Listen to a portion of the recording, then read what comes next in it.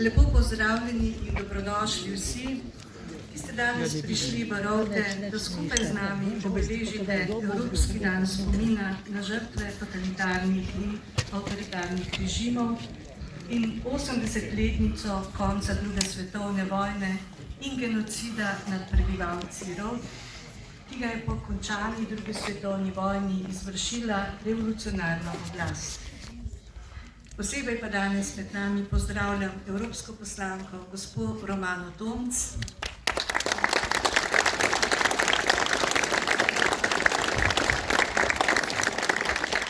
in poslanca Državnega zbora Zorana Mojškerca. Dobrodošli.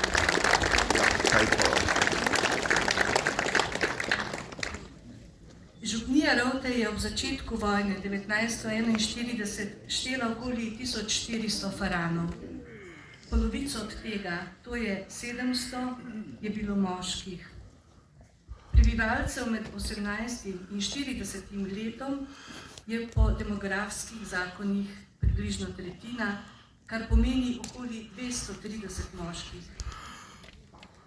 Po vojni je bilo umorjenih 218 mož in fantov, toliko jih je napisanih na farnih spominskih ploščah.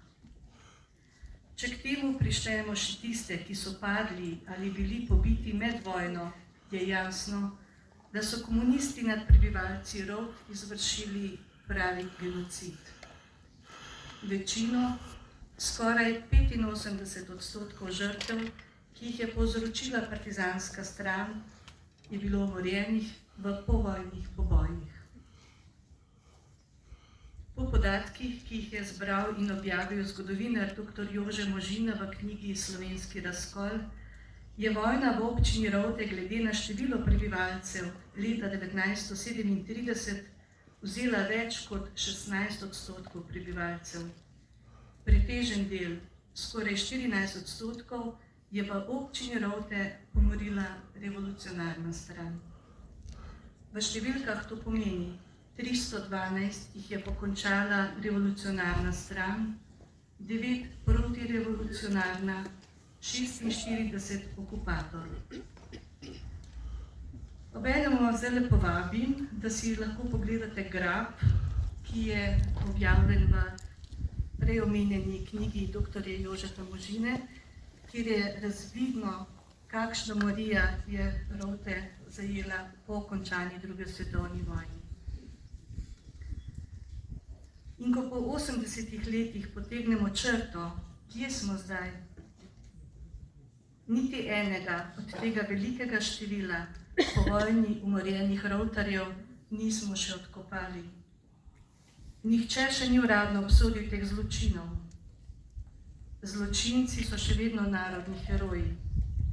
Rdeča zvezda se še vedno svobodno sprehaja po naši domovini. Predsednica države podeli najvišje državno odlikovanje naslednikom teh, ki so odgovorni za te strašne zločine, in za piko na i nam odrekajo pravico do spomina ter nam ukinejo dan spomina na žrtve komunističnega nasilja v Sloveniji. Sedaj pa vas povabim, da z nekaj kratkimi trenutki tišine se spomnimo vseh, ki so darovali svoje življenja na oltarju domovine za vero, dom in rod.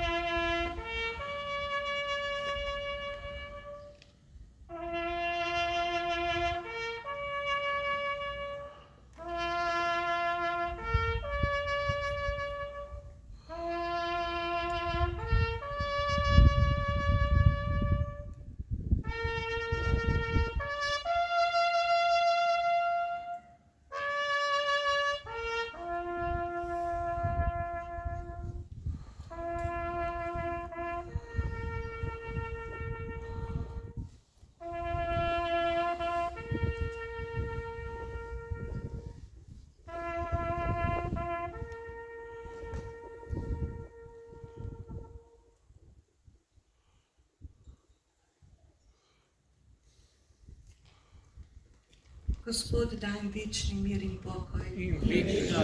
Naj jim sveti. Naj počivajo v miru. Amen.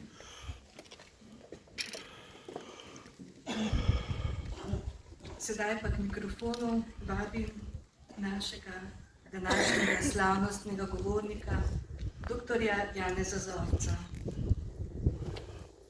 Po mami izhaja iz Rod, rojen 1949 v Argentini, že več kot 40 let živi in dela v Parizu. Gospod Zorec, izvolite, beseda je vaša.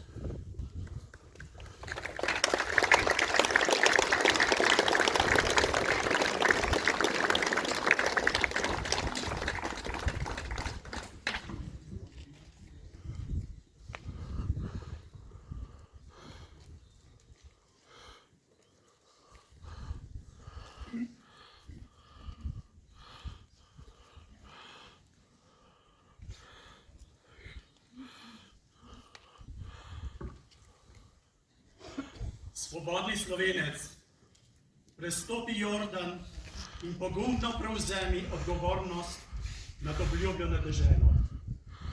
Spoštovani, najprimernejše besede, ki bi jih morali slišati danes, ob 80. obletnici dni, ko sta mir in svoboda zasijala nad večjim delom Evrope, so tiste, ki so bile hkrati brutalno zatrte na naših tleh, zaradi grozot komunistične revolucije, njenega tiranskega barbarstva s pospešenim pokolom lastnega ljudstva pod hinavsko krinko narodosvobodilnega boja. Mislimo na pričevanja vseh tistih, ki so bili pred 80 leti sarkastično izločeni in izgnani v 3 nepričakovane svetove: smrt, tujino in lastno, ideološko odtujeno domovino, kjer so prizadeti boleče plačali zverinsko brezkompromisnih klavcev svojega ljudstva. Gre za domoljube, ki so okrepili vrste slovenskega eksodusa in jih danes skoraj ni več med nami, da bi polnomočno pričali o takratnih grozotah. To so Slovenci, ki jim je bila vzeta čast, dostojanstvo, spoštovanje in spomin. Gre za poštene ljudi, ki so stopili na križev pot, obremenjeni stigmo narodne izdaje zaradi nasprotovanja samooklicani oblasti komunistov. Gre za oblast, ki je izvajala zločin proti človeštvu, to je delni slovenski genocid, saj gre za premišljeno in sistematično uničenje dela narodne skupine. Še danes je umorjenim odrečen dostojen pokop. Naknadno pa gnezdo barbarskih morilcev, ki se je znašlo na mednarodnem seznamu največjih zločincev prejšnjega stoletja, še ni sojeno. Nasprotno, sedanji ostanki preteklega režima in ponosni Titovi ideološki nasledniki, ki se jemljejo za epohalne prvorazredne Slovence, še vedno častijo s herojstvom Tita, Kardelja, Kiriča in mnogo njihove nesojene pajdaše, zadnje obstoječe člane te grezniške, okrutne in kriminalne zalege pa pokopavajo z vojaškimi častmi. Kot večkrat povedano in pisano, slovenski domoljubi so bili protirevolucionarji in edini resnični zavezniki zahodnih velesil, čeprav je njihova zvestoba bila izdana. Komunistična nelojalnost in kolaboracionistične narodne veleizdaje s Kominternom in z okupatorji, dopolnjeni z ropi in umori, pa so bila nagrajena. Edino bogatstvo, ki izdanim izgnancov ni bilo neukradeno in neumorjeno in ki jim je omogočilo preživetje in premagovanje vseh nevarnosti v nenadni, boleči in negotove prihodnosti, je bila njihova duhovnost, prežeta z ljubeznijo do domovine in neomajno zaupanje v Božjo milost. Prve dni strahu in negotovosti, sredi zablojenega nasilja in nebrzdanega ustrahovanja strani Tistovih gošarjev, je oblašila pomladna toplina, ki je prikrila realnost razsežnosti narodne tragedije izpeljane po Titovem zločinskem načrtu. Po 4 letih trpljenja od norostja komunistov si nihče ni predstavljal, da bo to postalo trajno zlo, ki bo povzročila strhljive moralne škode in rane, ki še danes niso popravljene ali zaceljene. Tu in tam so delno objavljeni zapisi o tistih nesrečnih majskih dogodkih v Sloveniji, ki so črnili njeno zgodovino. Bežno podobo vzdušja tistih dni v Rovtah so med drugim opisala France in Antonija Kogovšek. Zahvaljujoč tem zapisom lahko na kratko obujemo spomine, ki so danes še toliko bolj zgovorni in pomembni, ker jih premnogi ne poznajo in ker v Sloveniji še naprej vlada nočna mora podeličevanja zgodovinskih laži, ki zastrupljajo kolektivno slovensko narodno zavest. Na hitro prisluhnimo pričevanjem rovtarskih beguncev s kratkimi povzetki njihovih dnev. France Kogovšek, takratni lugački glavar, ki je vodil begunce iz Rovt, je zapisal petek 4. maja 1945. Titovci napredujejo iz Postojna, Planine in Rabega proti Logatcu. Ob 19. uri sem se s kolesom odpravil v Rovte, prepričan, da se ne bom več vrnil. Okrog 22. ure je bil zavzet Logatec. Rovte so bile že polne begunce iz Logatca in Hotelevce. Sobota 5. maja. Vso noč smo parkirali stvari, saj smo vedeli, da bomo morali iz Rovt. Okoli pol dneva smo se odpravili proti Šentjoštu in od tam proti Gorenji vasi in Poljanski dolini. Nedelja 6. maja. Zjutraj smo civilisti po maši in zajtrku nadaljevali pot do Škofje Loke in se ustavili v Žabnici, kjer smo prenočili. V ponedeljek 7. maja smo ves dan potopali skozi Kranj proti Tržišču in naprej proti Ljubelu. Ker je bila cesta zelo obremenjena z vozili in pešci, smo se morali ustaviti in počakati. Okoli 2. ure zjutraj smo se prerinili skozi tunel, torek 8. maja. Okoli nas so se zbirali partizani in nam grozili. Ob 12. uri smo prečkali Dravski most, malo zatem so ga partizani zaprli. Ustavili smo se v Celovcu. Pobeg domobrancev iz Rovt je delno opisal Stanko Kunc, ki je bil 5. maja presenečen nad slovesom svoje matere. Bog ve, če se še kdaj izgleda. Domobranski vod iz Rovt je v sredo povoljo krenil proti Kranju.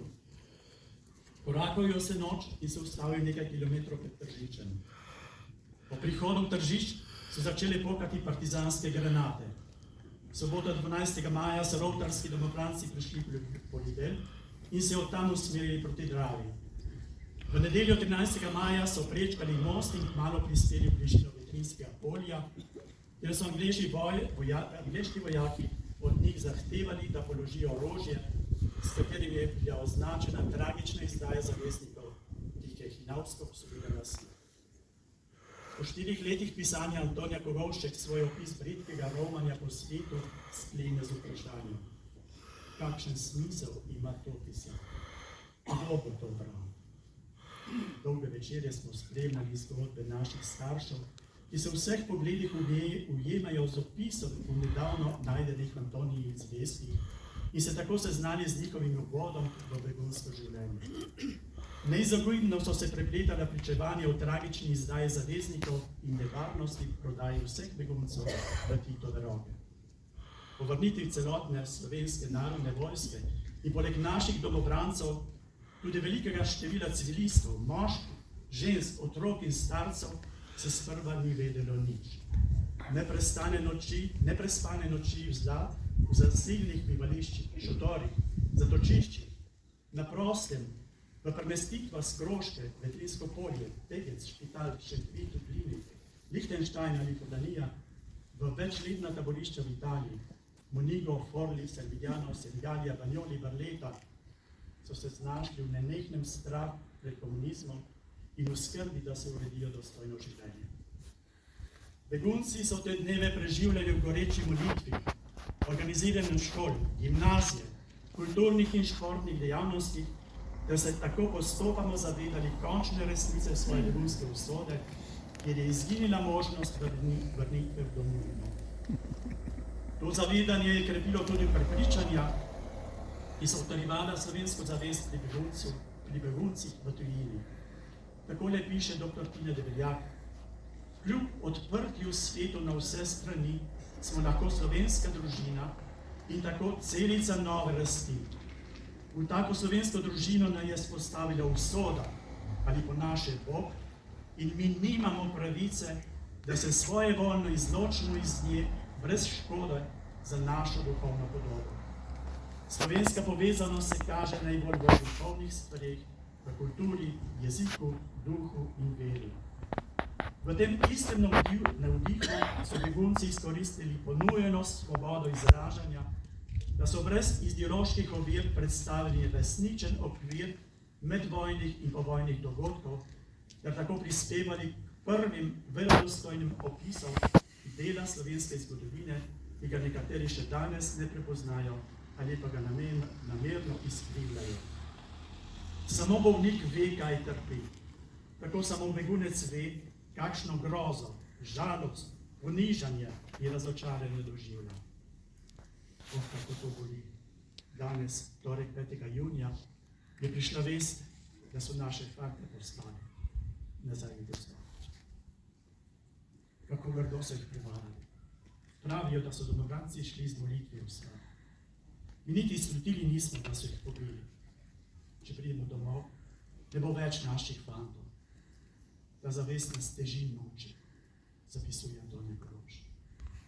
Ta čustva so ostala globoko vrezana v srca slovenskih beguncev, ki so vsa leta v tujini nenehno doživljali bolečino nezaceljenih ran. Prepričan sem, da je bila v njihovih zadnjih izdihljajih prisotna misel: o moj Bog, kako prepenim posluh. Pesnik, tolmač duha, ima boljše možnosti, da se približa izkustveni resničnosti. Takole je Jeremija Kalin, begunec, psalmodiral ob teh dogodkih. In vstal je človek iz teh gadih prividov in moji deželi dvignil upor, iz upora izšel kot krvav matador. Čez grušč domovino se pretegnil gad in ljudstvo v vezek se mu plazi pod tron, strmil visoko dvigneno knuto, strmil svojo kri pod pluto, strmil svobodo sesuto. Gospod, kdo bo vstal še ta dan? Prižgi nam nove nade, naj obstane naš brod, ves Bog na tvojo milost pripet. Odpravil si nam krhki domači breg spod nog, odmaknil očel plenine, gorice in ravnine, mesta in trge naše vasice, potoke in reke, studence in vrzice. Na srcu si pustil za najbednejši dan tolažbo, brezmadežno devico in sina, da romata z nami, o mati in družina.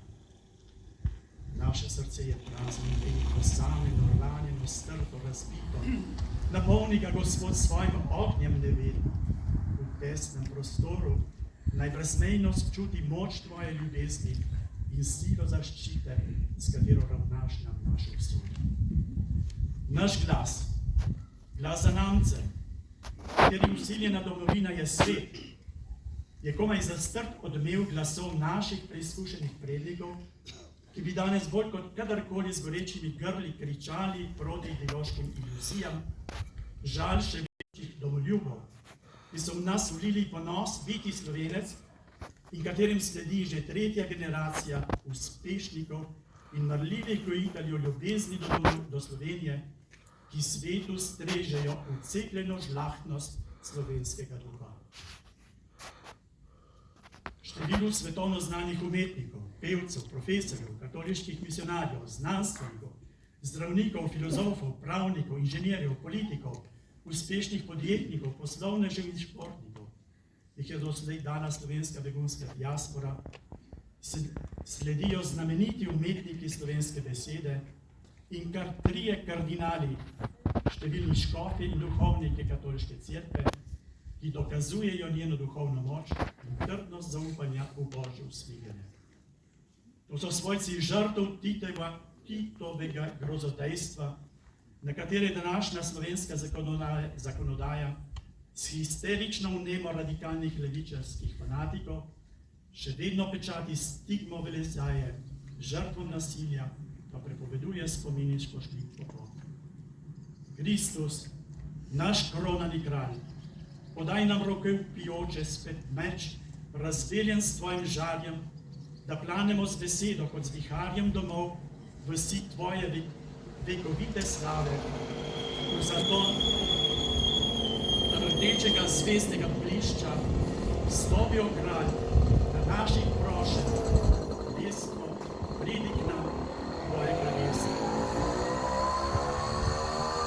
Del sija te večne slave nedvomno predstavlja slovenska država, ki je pravi božji dar in za slovenske begunce nekakšna alegorija vstajenja po križevem potu, ki so ga doživeli. Samostojnost slovenske države pa je še vedno omadeževana z zatiranjem svoboščin, ki je plod levičarske upravitve države, zlorabo spolitiziranega sodstva za inkvizicijo izločitev drugačnih mistečih, ter nič manj učinek oblačila intelektualnega terorizma, ki si jo z vso večjo mnemo nadeva sedanja slovenska oblast. Iz te miselnosti izhajajo prividi politične korektnosti, z rastjo novega enoumja v času, ko bi morala prevladovati demokracija in svoboda duha. Pod to preobleko se njen zloščen naslov prelija v ideološko nestrpnost in pristransko okrnjeno spoštovanje človekovih pravic. Nasilo pa vsiljuje nove in zmotne pojme o človečnosti in o družini, ter oddaljuje družbo od moralnih, etičnih in verskih vrednot. Z uvajanjem memoricida, to se pravi umora spomina, uničevanjem kulturne dedišče in posmehom državi, namerno uničuje narodno identiteto. Tako se razgalja tiranija v polnem pomenu besede, tista, ki se hoče predstaviti z nekim progresivnim konsenzom, čeprav spodbuja nihilizem in desakralizacijo človeškega življenja, z uvajanjem kulture smrti s splavom in eutanazijo, istočasno pa podpira nove woke in LGBT ideologije, ki smatra za spol za družbeni konstrukt in vodita v dekonstrukcijo družine in družbe.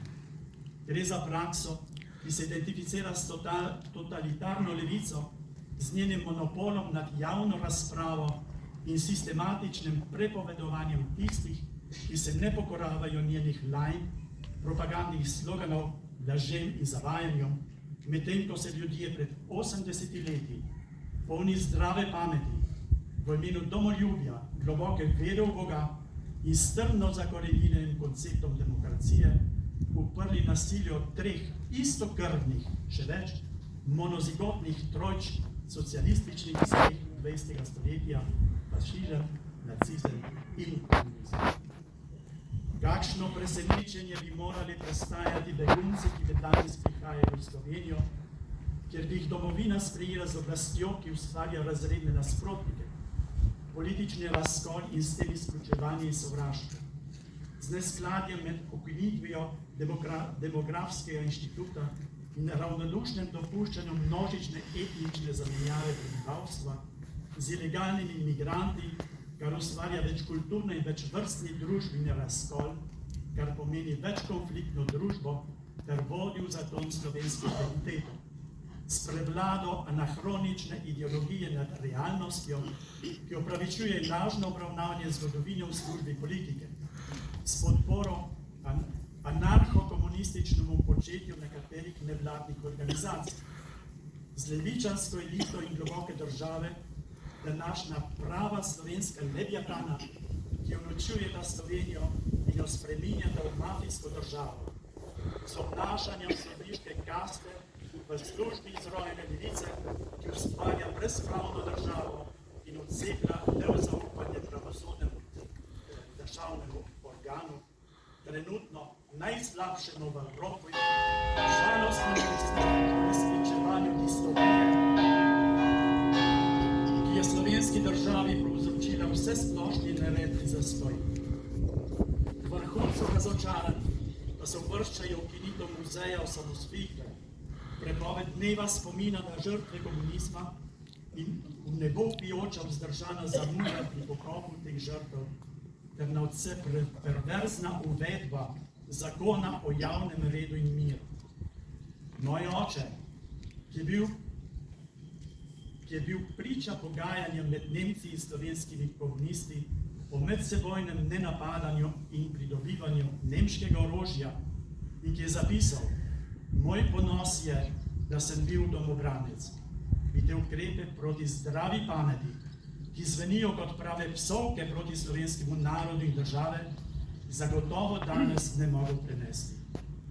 Zaprtje muzeja je dokaz, da je sedanje državovodstvo slovenske države enostavno sram, čeprav paradoksalno, zaradi političnega okrevanja si drzne zagovarjati razglasitev komunistične revolucije, prežete z izdajo in zločine proti lastnemu ljudstvu, kot precedens za slovensko neodvisnost in kljub dokazljivemu dejstvu, da so somišljiki in mentori današnje vlade njej skrbno nasprotovali pred 35 leti. Prepoved dneva spomina pomeni, da se te oblasti norčujejo iz več kot 700 morišč, ki so jih njihovi politični predniki z načrtovanim in okrutnim ubijanjem umili. Zakon o javnem redu in miru razkriva hinavsko izkrivljeno zgodovine, ukinja možnost žalovanja za žrtvami komunističnih pobojev, med in po vojni in zapoveduje odpis iz narodne skupnosti nad več 10.000 domobrancev in civilistov. To je število slovenskih žrtev, ki so jih zagrešili Titovi komunisti, ki je za pomembni velikostni red višje od tistega, ki so ga povzročili okupatorji. Dostojevski je trdil, da je ateistični socializem mravljišče zaradi pomanjkanja duha, odsotnosti odnosa z dušo in nagnjenosti nasprotovanju, namesto da bi se ukvarjal s političnimi predlogi in ustvarjanjem. V primeru komunizma iztrebna izraz ateističnega socializma Václav Havel ugotavlja, da je laž njegov izvirni greh in vodilno načelo vse njegove dejavnosti. Iz tega sledi, da se komunisti razglašajo za slovenske odpornike proti italijanski, nemški in mađarski okupaciji, čeprav je njihovo zablojeno revolucionarno delovanje zaznamovano sramotno kolaboracijsko veleizdajo. Okupacija je nedvomno služila komunistom. Kot kažejo dejstva, se je za izvajanje revolucije in nasilni prevzem oblasti komunistična kolaboracija z okupatorjem skrbno vzdrževala ves čas druge svetovne vojne. Hkrati pa so si ti kolaboranti prilastili ekskluzivno pravico do navideznega boja proti okupatorju z ukazom smrtne kazni za vse prave upornike izven komunističnih vojn. Po 35 letih se močno povečuje število Slovencev, katerih obraze razsvetljuje zavest, da je duh resnice tisti, ki lahko dokončno premaga laž in da ta zavest terja dejanski odpor, ki se danes nekako udejanja v množičnih demonstracijah proti vsesplošnim zlorabam oblasti in politično nastrojenem krivosodjem. Da je danes nekaj gnilega v državi slovenski, ni nikomor več neznanka. Voditelji državi kolebajo med nesposobnostjo, površnostjo in resnostjo, zadirčno primitivnostjo, zavajajočo sprenevedanostjo, nedoslednostjo, korupcijo in kleptokracijo, država pa zastaja, razpada moralno, kulturno, gospodarstvo in demografsko, ter postaja zaostali član Evropske unije in tarča zasmehovanja in vsesplošnega nezaupanja zaradi ideološke zaslepljenosti, ki hkrati uvaja zmedeno in neskladno zunanjo politiko in kaže na popolno pomanjkanje strategije za dobro umeščanje Slovenije v mednarodni skupnosti. Ta razpad pa spremlja namensko vzdrževanje upad narodne zavesti. 80-krat smo slišali že pogrebni zvon, ki nas opominja na svetost slovenske zemlje, blagoslovljenje s posejanimi mučeniškimi domobranci, ki so se za Boga, svobodo, narod in domovino pogumno borili in končno zanje tudi darovali svoje življenje.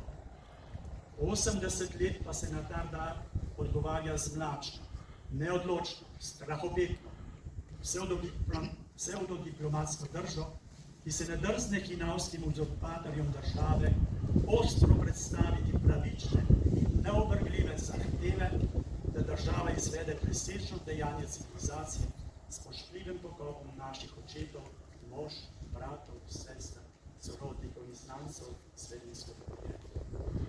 Glede tega civilizacijskega vprašanja je pomembno čestitati gorečima zagovornikoma moralne in zgodovinske resnice, slovenskih evroposlanki Romani Tomc in zgodovinarju dr. Matiji Ferencu, ki sta v zadnjem času dosegla izjemen preboj v mednarodnem razumevanju slovenske tragedije, s čimer je Evropska skupnost vzpostavila zahtevo, ki se prevaja v obveznost slovenske vlade, da sprejme ukrepe za udejanjanje spoštovanja pokopa žrtev komunizma. Vidimo pa, da ideološko zveližena vest današnje slovenske oblasti ostaja nedovzetna za civilizacijsko ravnanje in cinično neobčutljiva do teh žrtev. Opazimo pa tudi, da premnogi Slovenci še vedno nosijo obraze, ki odsevajo izraz Rembrandtovega romarja iz Emausa, močno oblikovanega s prepletom čustev in narodnih in notranjih nasprotij. Izčrpan od tesnobe in utrujenosti je romar, ki začudeno gleda Kristusov lik, v katerem bi lahko prepoznal odrešenika, če bi se le dovolil trenutek resnega in pogubnega premisleka. V slovenski različici romarja iz Emausa je tesnoba jasen izraz krivde individualizma, s katerim del naroda utrjuje pretvezo za dvom o ponujeni možnosti svobode. Ta preteza mu pomaga, da lažje prikrije svojo brezbrižnost do skrbi za vzajemnost in odgovornosti za obrambo skupnega dobra. Neupravičeno je vznemirjen, ker si ne upa priznati, da izbežnega obrisa odrešitvene obljube vznika zavja, ki jo prinaša začetek neizogibnega sesutja levičarske ideološke konstrukcije, speljane na lažnivih in zavajajočih temeljih. Slovenski romar noče sneti oklepa obupa nad razcvetom svobode, ker se je obupa navadil zaradi visceralnega strahu pred zanemarljivim številu tiranov na oblasti, ki bo ga je sicer vcepilo dolgotrajne zaničevanje in pomanjkanje svobode. Zaradi tega strahu se po 35 letih demokratične domovine še vedno boji soočenja z resnico in prepoznati očitno ponujeno svobodo, po kateri je že dolgo let potihoma hlepenil. Vsi razlogi so že tu. Tako kot smo Slovenci dobili priložnost zahtevati samostojnost svoje države. To priložnost je za samo kratek trenutek, v katerem je razpadala obstoječa piranska oblast. Dolgo vleče demokratične sile, predvsem kmečke in krščanske, so bile prepričane, da se lahko s skupnim delovanjem osvobodijo jarma, jih je tlačil in zanemarjal skoraj pol stoletja.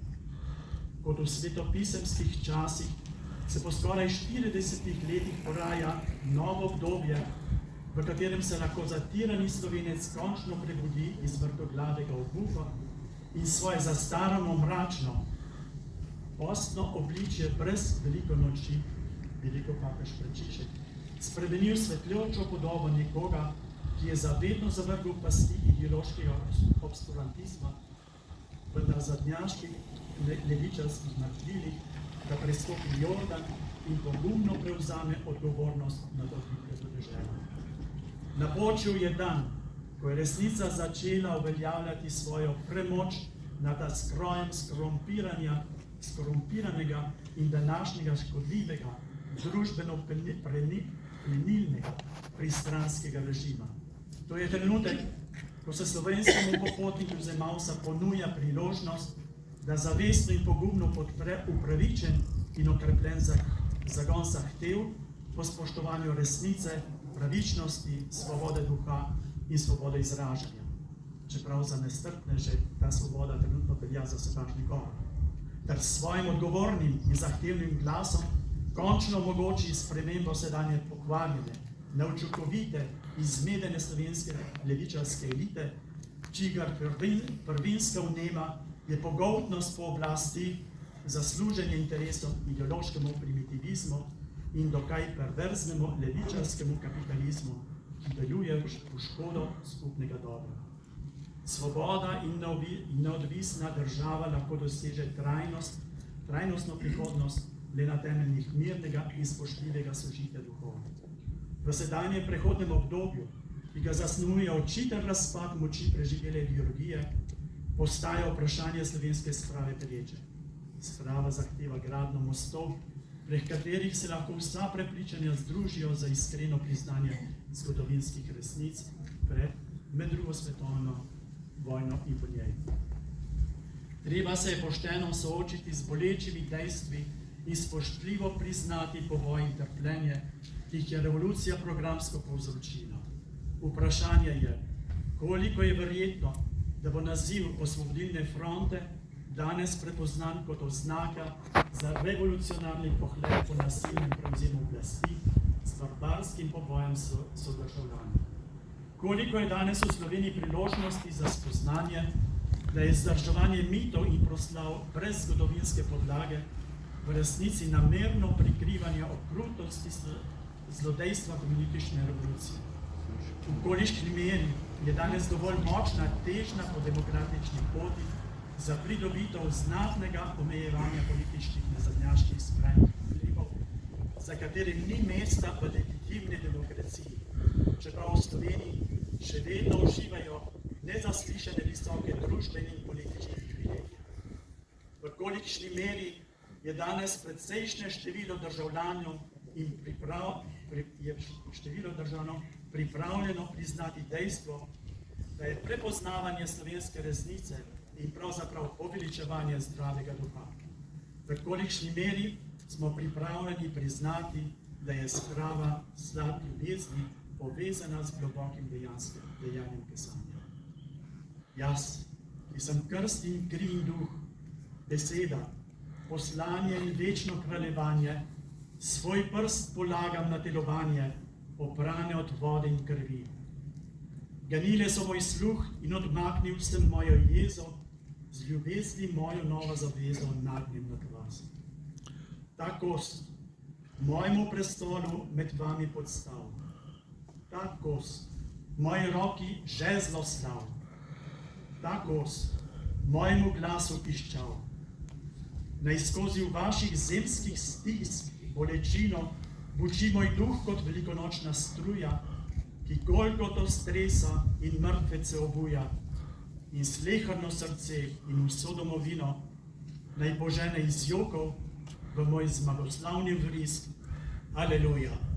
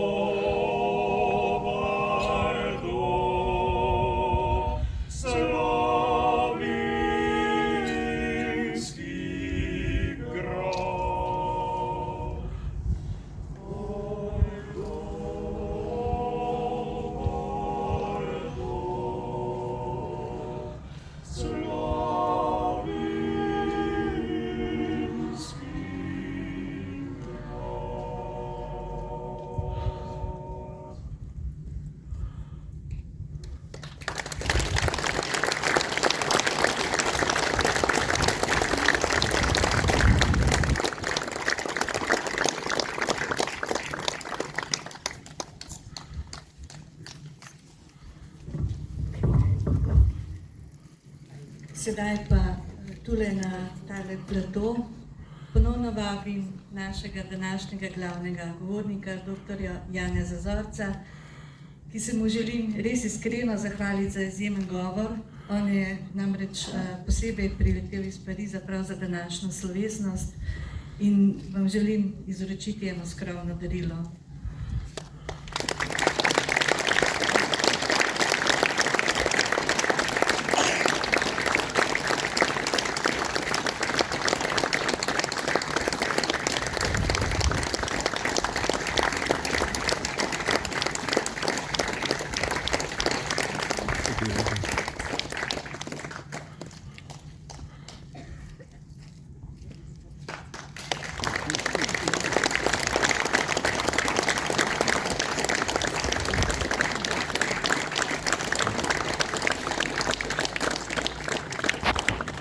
Sedaj pa se bi želela zahvaliti in jaz sem prepričana, da to ni samo moja zahvala, ampak da verjetno vsi čutite tako v svojem srcu. Želim se zahvaliti evropski poslanki, gospe Romani Tomc, za pogum, vztrajnost in pokončnost.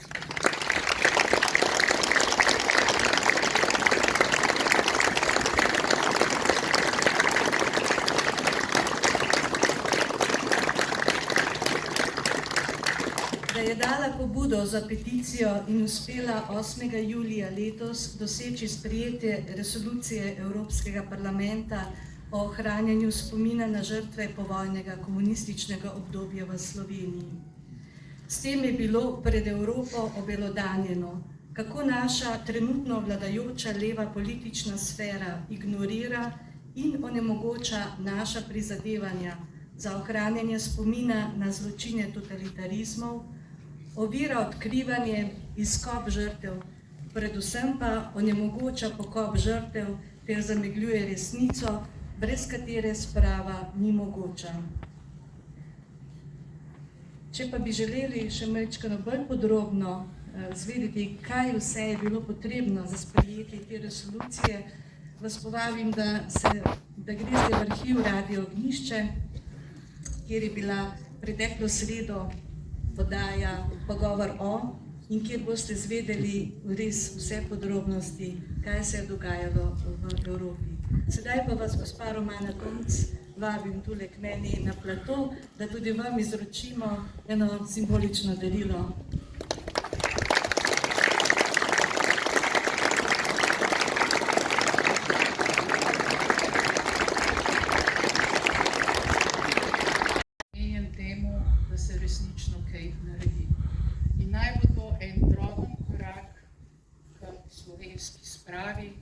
Upam, da bomo končno dosegli in zaživeli dejansko v svobodni državi. Hvala lepa.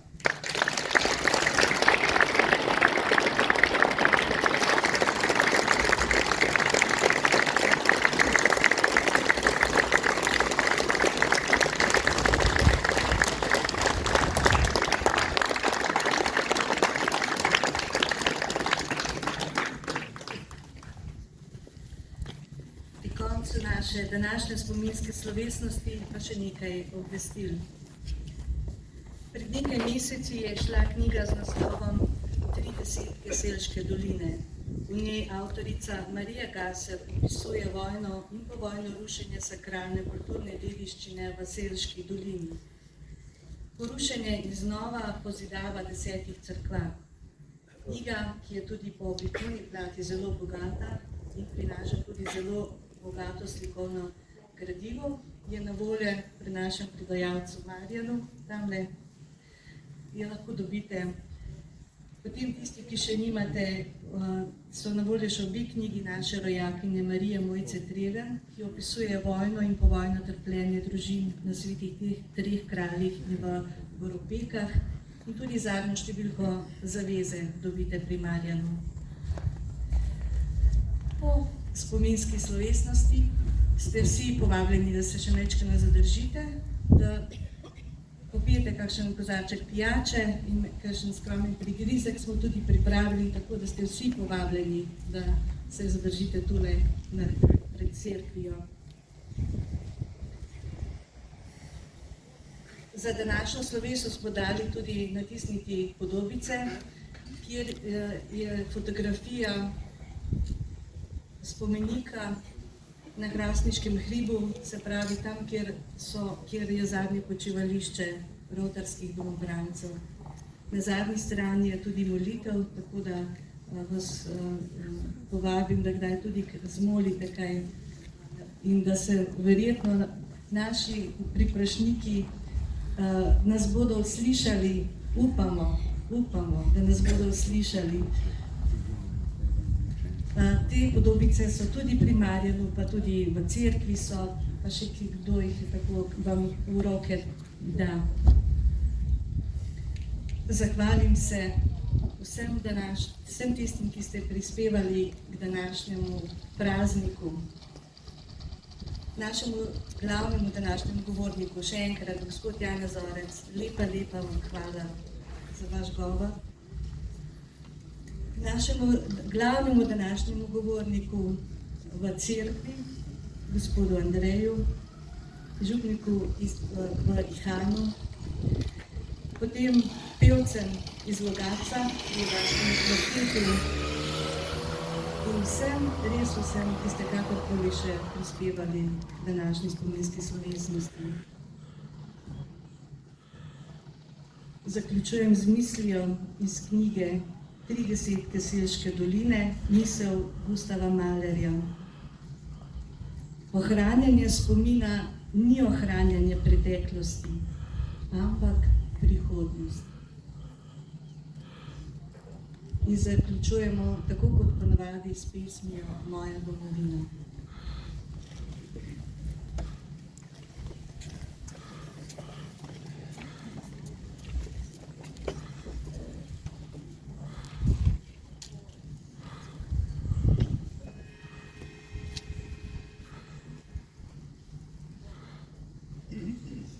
Oče, mati, bratje i sestry, Oče, mi trate i stezi, ujmi skale wiecznego snega, to je moja domowina. Zdrawa bądź moja lipa domowina, zdrawa bądź moja lipa domowina, zdrawa bądź moja lipa domowina, moja lipa domowina. Chorwaty sam mladi sąsiedni, warowanka fantowe moci, kryski syka meni do serca, to je moja domowina.